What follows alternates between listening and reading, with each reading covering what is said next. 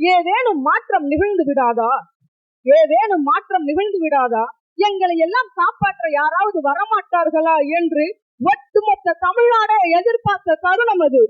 எதிர்பார்ப்பினை பூர்த்தி செய்த களம் கண்ட சிங்கமாய் பல போராட்டங்களை கடந்து வந்து கம்பீரமாய் காட்சியளிக்கும் எங்களது முதல்வர் என்னை போன்ற எளியோரையும் இளைஞர்களையும் வாழ வைத்த என்னாலும் முதல்வர், எப்பொழுதுமே முதல்வர் எங்கள் தளபதி அவர்களுக்கு என்னுடைய அன்பு வணக்கத்தினையும் நன்றியினையும் தெரிவித்துக் கொள்கிறேன். மேலும் எங்களுக்கு உறுதுணையாகவும் ஆலோசகராகவும் இருக்கக்கூடிய எங்கள் பாசமிகு பொதுச் செயலாளர் அண்ணன் அவர்களுக்கு என்னுடைய வணக்கத்தையும் நன்றியினையும் தெரிவித்துக் கொள்கிறேன்.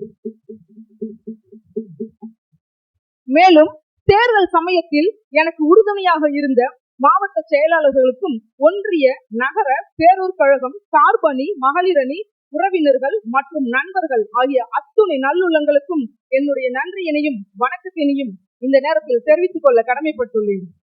மேலும் இம்மாமன்றத்தில் அமர்ந்திருக்கும் மாண்புமிகு அமைச்சர் பெருமக்களுக்கும் மாண்புமிகு சட்டமன்ற உறுப்பினர்களுக்கும் என்னுடைய வணக்கத்தை தெரிவித்துக் கொள்கிறேன்.